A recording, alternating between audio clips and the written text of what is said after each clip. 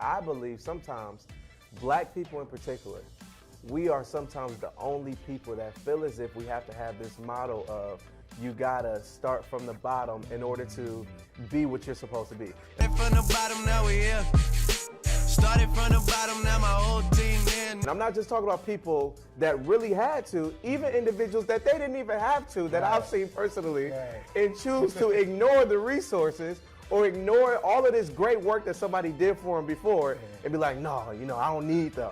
I'm gonna figure this out by myself. How does that make any sense? You don't struggle because you have to struggle. You struggle because you were put in a position where you got to go get it, or you got to figure it out, or maybe you weren't as fortunate as other people. So for me, I believe in the motto of not starting from the bottom, but stepping on somebody's shoulders that came before me and now taking us to a whole nother level. What's going on, family? Hey, welcome to another edition of the Purpose Experience, where we help believers who are leaders learn, live in, and leverage their God-given purpose by giving you purpose, practical tips, content, and interviewing believers who are walking in their purpose. And today we are doing it again with none other than R.A. the Second. What's going on, Ray? How you doing, man? I'm honored to be on. I made it to the podcast. Hey, so I'm honored. Hey, it's an honor to have you on, man. Yes, hey, listen, for those of you who are not familiar with R.A. the Second, listen, he is not only the son of the best pastor and first lady on this side of heaven. Absolutely. Shouts out to Doctors R.A. and Ray Vernon. But man, one thing that I love about you is that you don't just ride your parents' coattail. Yeah, When I mentioned that we help people learn, live in, and leverage their purpose. I think you are the epitome of leveraging, what dope. God has placed inside of you. So kind of let people peek in on who you are for the few people who don't know who Ray is. Yeah, absolutely. Well, like you said, I'm a proud son of not just the greatest pastors, but some of the, if not the, in my opinion, the greatest parents in the world. And I embrace that, man. It's you have to in this day and age, because when you have it and when you're honored to have somebody like that, if it wasn't for them, I'm simply just, I said it before, a product of kept promises. And what I mean by that is, they promised me they were going to be at the games, they were there. They promised me they were going to show up, they showed up. They promised me they were going to speak into my life, and they did that. So now, it's easier to try to go after what I'm going after, because they told me who I was and showed me through the word, through Jesus Christ. So that's the first thing. I like to start with that. And, man, I am proud to be a co-founder with my beautiful wife of VAR. And, our simple goal is to be the intersection between the gospel, between faith, between content, culture, and community. That's our three. Content, community, and culture is our three that we like to intersect. And we simply want to tell the story in unique ways. And we're here at our studio, VAR Studios. That's a blessing to Yes, hear. sir. And now, one of the things that you mentioned that you want to do is tell the story in unique ways. Yeah. Tell us your story. Yeah, absolutely. Because Yeah. some people think that just because of who you're connected to, that things just kind of fall on a platter for you. But let people peek in on your story and 100%. How you got to where you are. Well, I'm a proud PK. All the ups and downs of it. It's a beautiful thing. I was actually thinking about this the other day, which is crazy. I got this dynamic where, again, we're my parents, we're my pastors, and, we work all together as well. And I told somebody, I said, I would not recommend it to anybody, but if you're called for it, it's the best thing in the world. So growing up in the church, man, it's one of those things that, all my life, that's all I knew. Growing up in it, so the ups and the downs, fighting, we didn't ask for it. It's the one thing that you don't really ask for. You were born into it. Since I can remember, we're talking about Monday night rumbles, Tuesday night rehearsal, Wednesday night Bible study, Thursday night back here for no reason, Friday night teen events, Saturday you here, and then back on Sunday. So, it's usually two things that happens for PKs. Most PKs either, run away from it and say, I'm good, those people and all of this. A lot of times that's because of how the people treated them. Thank God, shout out to the Word Church, they always showed us love. But a lot of PKs either run from it and say, I don't want nothing to do with it. They hit 18 and they gone. Or you run right to it and say, I'm embracing this. And at first I ran away from it. I was like, I'm good. I don't want anything to do with this. this was too much. I'm cool. I'm gonna go be a lawyer or something. Try to be a football player was my goal. You know what I mean? I wanted to be Nick Chubb. He stole my glory for the Browns. He stole it. But around 14 years old, God started to move in my life. And, you know, I'll tell you this, and this is something actually I never spoke to publicly like this, is that I was a bad kid in my own way, just being a bad church kid. You know those church kids running around in the closets doing no good stuff, running around trying to just be bad. And I remember one time, man, I was in an incident and God told me, this is the last time I'm gonna save you from this. I heard it clear as day. We was actually next door. And, you know, I would always get this close to being caught or doing something where I'm like, man, this could be bad for my family. And God would always save me. And I heard him clearly say, this is the last time I'm going to save you from this. And from that moment on, man, crazy things started to happen. I was in school and I just told my dad, I said, man, I'm done with this. I don't feel like I fit in or like I'm supposed to be here.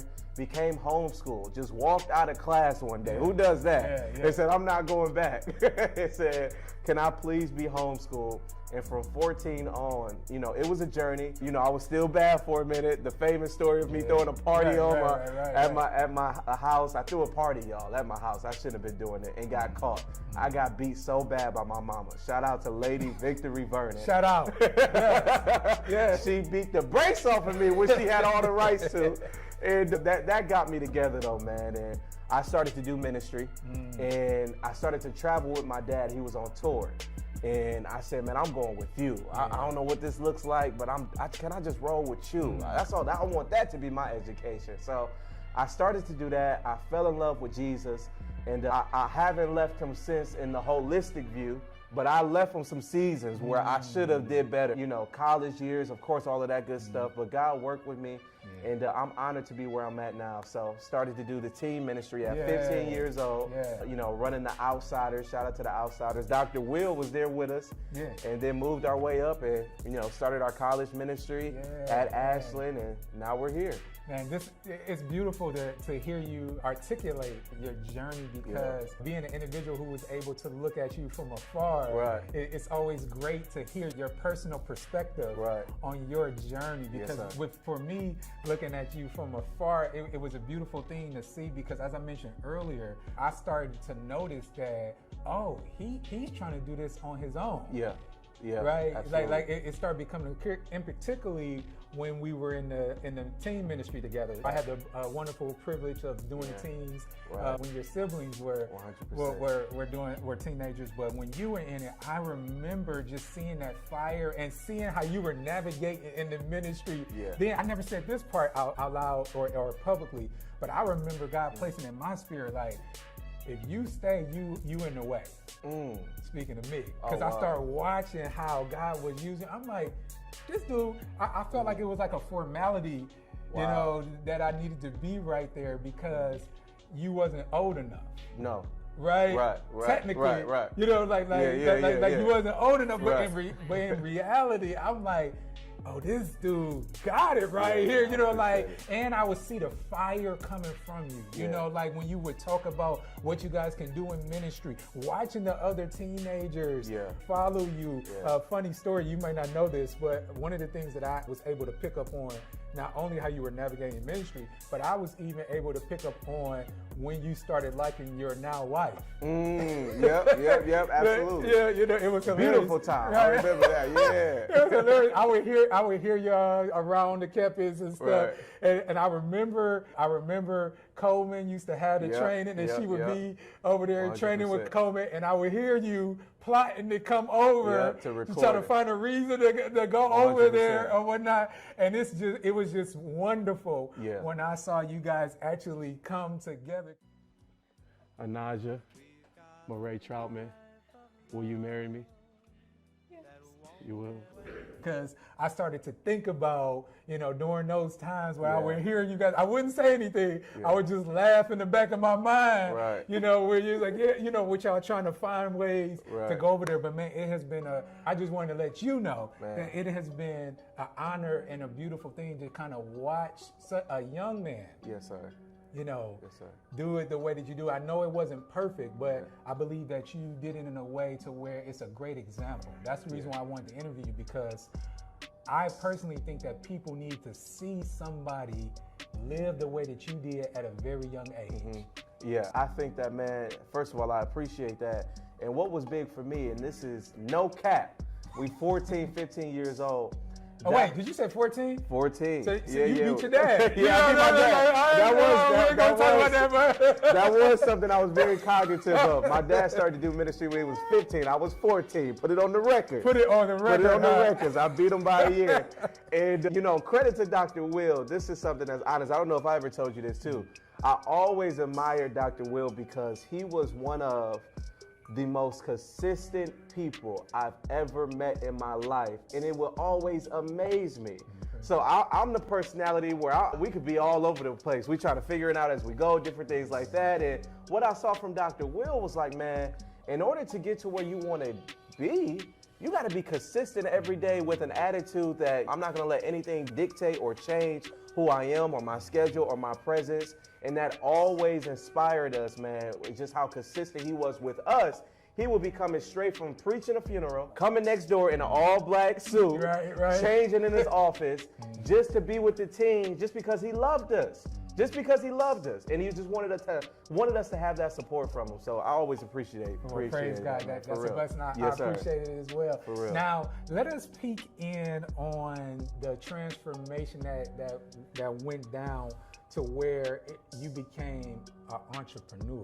Yeah, because absolutely. you mentioned that either people run away from what their parents are doing or whatnot, or they run to it. But typically when people talk about running to it, they will automatically assume that the only thing you would have ran to would have been the preaching aspect of it. But you have this, I think you guys have like this beautiful blend of your mother and your father. Yeah, you know, like, because I know a lot of people know about what our pastor does, but your mom not a joke either. You know what I mean? And I think, real talk, I think she's the most creative person I ever met. Yeah. Real talk, like, real.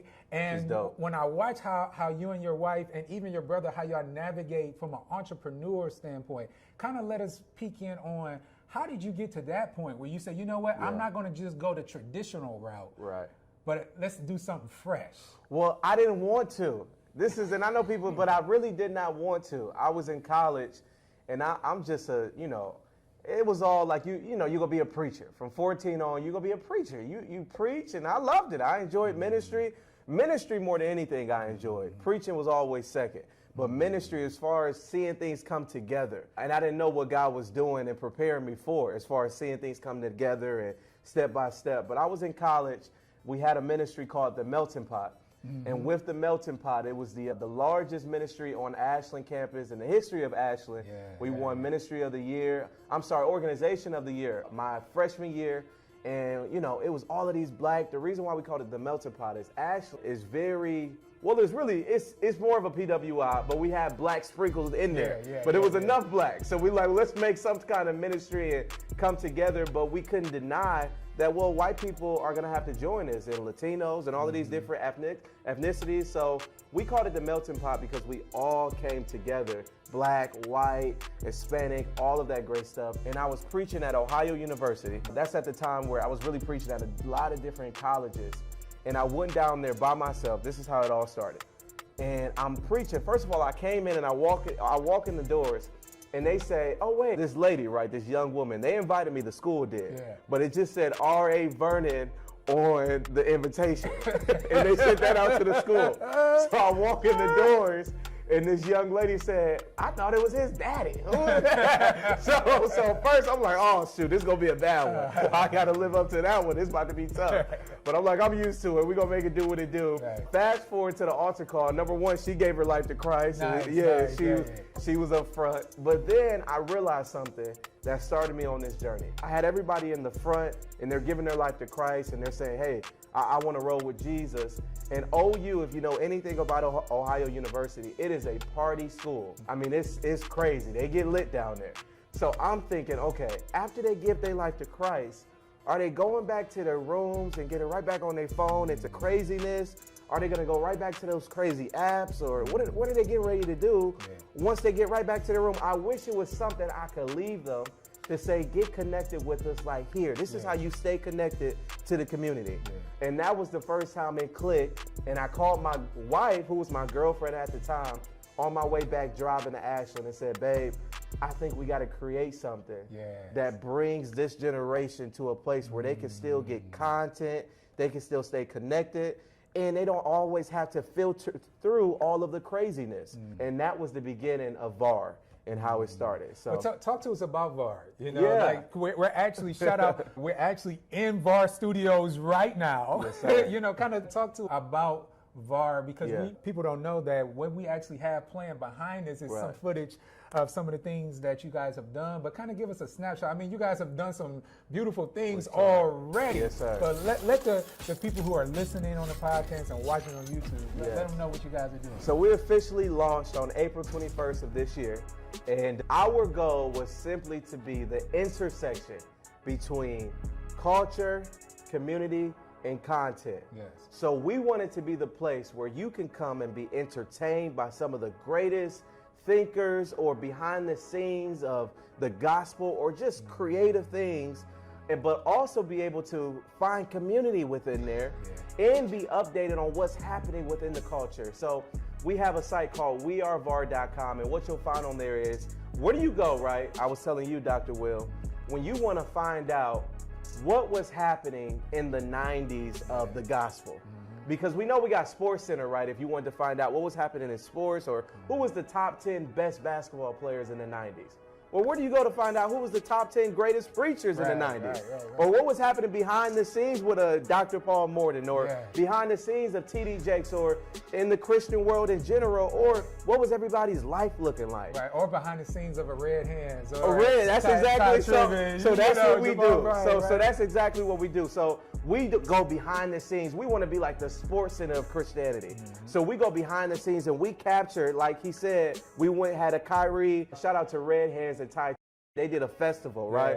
Well, we captured the whole process, them putting it together and them trying to figure out what's happening, and then the bad things happening. It was a storm that day, so we showed Kyrie panicking, you know what I mean? And Ty Tribbett showing up, you know, right when it was getting ready to get on stage. So we want to be almost like the MTV BET of Christianity, man. So that's our goal. Yes, sir. The culture needs it. The culture needs it. Now, we talked about a lot of the good things about it. Right. What would you say are some of the hiccups? As it relates to your journey, your entrepreneurial journey? Whole lot. We learned it today. Every day is a hiccup. Like I said, we just started in April. So, for example, we now have VAR Studios. So VAR Studios is your one-stop shop for all your content needs. So we wanted to not just let people see the content, but allow us to help people with their content. So if you're an entrepreneur, you need help with filming or photography or whatever it is, we're a one-stop shop for all of that. We help people with their podcasts, courses. Well, in retrospect, right, looking back now, sometimes when you're an entrepreneur, you move too fast. You're trying to do all great stuff at the same time, but something might drop a little bit. So when we first opened up VAR Studios, I realized quickly, okay, but you still got wearevar.com. You're still trying to tell the story of the gospel, but now you're telling everybody else's story at the same time. So we're working it out. But one of the things that I learned is that sometimes you got to really sit down and plot to figure out, okay, what is my 12-month marketing strategy? How am I going to scale this once it starts? How am I going to figure out now how to balance all three? Who's over this department? Who's over this one? Who's over this one? To make sure that everything is flowing and being successful. Because when you have a vision, sometimes you just want to go and you just want to start this and start that. But then you can almost not master any of it. So that's one of the biggest things that we're learning right now in this process. Yes, that's real good, because I can relate personally to that as well. I remember it was a season of my life where I like to call it my octopus season. You know, where it was like I was doing this, I was doing that. Especially once I actually stepped out on my own, I remember thinking I mismanaged or miscalculated the amount of time I really had. I was like, now I got time to do this, I got time to do this, you know what I mean? And that scripture that speaks to a double-minded man is unstable in all his ways came up in my spirit. You know what I mean? And then I can hear your dad when he was preaching about too many minds. And then God had to slow me down. So I want to encourage you guys, Take heed to what Ray just told you. Yeah. Don't be an octopus. No, find out what God is calling you to do in this season of your life. Yeah. What is he calling you to do right now in this season? Be faithful for that or in that, and then allow him to build after that. You know, like he may release you. So I just want to encourage you guys. Yeah. Don't think that God is saying that you can't do some of the things that you want to do in your heart. Be faithful with what you're called to do right now, and then trust him from there. But listen. Because can I add to that? Yeah, oh, absolutely. One of the things that I've learned, right? So when you think about some of the greats, so for example, Magic Johnson, when he was 15 years old, he was a great, but what people sometimes don't understand or we kind of skip over is that every morning from the age of, I think he said about 14, in cold Michigan, he would get up early in the morning, it's snowing, snow all on the ground. Yeah. He would go to the court and he would just shovel up a line from the free throw line all the way to the hoop and shoot 1,000 shots before he went to school. And then when he got home, another 1,000. Same thing with a Kobe Bryant, same thing with a WEB, all of them, right? So one of my favorite stories is that the idea of Booker T. Washington, when he was trying to get to college, you know, he had to walk all the way to Hampton in order to get there and master the idea of how do I even get to the point where they will qualify me. He got there and he cleaned up the entire school and they saw him. My short story with that is that sometimes we have to master the one thing that God has given us and then allow that to be the opening door to everything else. So I think sometimes, you know, like you said, we're trying to do everything, but if we just focus on mastering one thing, okay, I'm gonna master content. I'm gonna put 6 months in of just mastering this thing. Because in the beginning, when I first started this process, the reason why I didn't start, I discovered that at 21. I discovered that actually, at 20, that I needed to do this. Well, I'm 23 now and it just started because I had to understand, okay, let me figure out this process first. Let me figure out content. Let me build relationships. Let me go ask 100 people, do they want to be on the platform? 90 tell me no and 10 say yes. You know what I mean? So you got to go through that process in order to get to where you're trying to be. Now, you're not going to just say that last part that fast. You see how calm he just said that bar right there? He said, 90 tell me no. Right. See, one thing, I said it in another episode, Paul said it doesn't grieve me to repeat myself. I'm going to reiterate it again in this one. Listen, no is an acronym. It means next opportunity. That's good. Do not allow your fear of someone saying no to make you feel like you are rejected. No, that doesn't mean you're rejected. It just means they're not the person that you're supposed to be working with. Praise God for that no. Right. Because it's another blessing on the other side. This man said, hey, let 90 tell me no. And what I love about that is that you are willing to do the work. Yes, sir. Absolutely. You're willing to do the work. Now, talk to us about how, because one thing that I think is important for people to understand is the importance of playing the hand that you're dealt. That's so good. Because one thing that I love about you is that you have favor and you understand that you don't have to apologize for the favor that you have. You understand what I mean? I believe sometimes black people in particular, we are sometimes the only people that feel as if we have to have this motto of you gotta start from the bottom in order to be what you're supposed to be. From the bottom, now we here.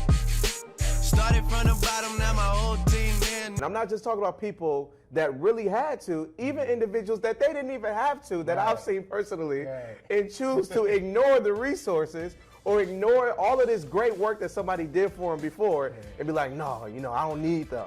I'm gonna figure this out by myself. How does that make any sense? You don't struggle because you have to struggle. You struggle because you were put in a position where you got to go get it or you got to figure it out, or maybe you weren't as fortunate as other people. So for me, I believe in the motto of not starting from the bottom, but stepping on somebody's shoulders that came before me and now taking us to a whole nother level. So I say that to say, for me, I embrace the fact that, okay, my parents worked hard for certain things. They worked hard to allow me to have some of the relationships I have.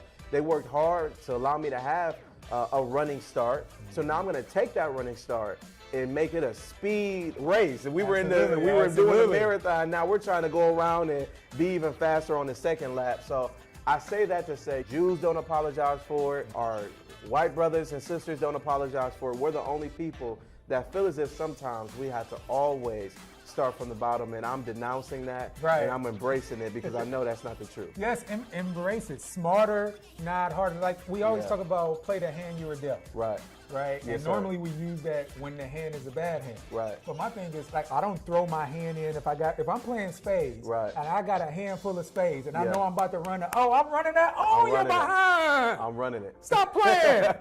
I'm not about to running it. throw the hand in, you know what I mean? 100%. Like, so yeah.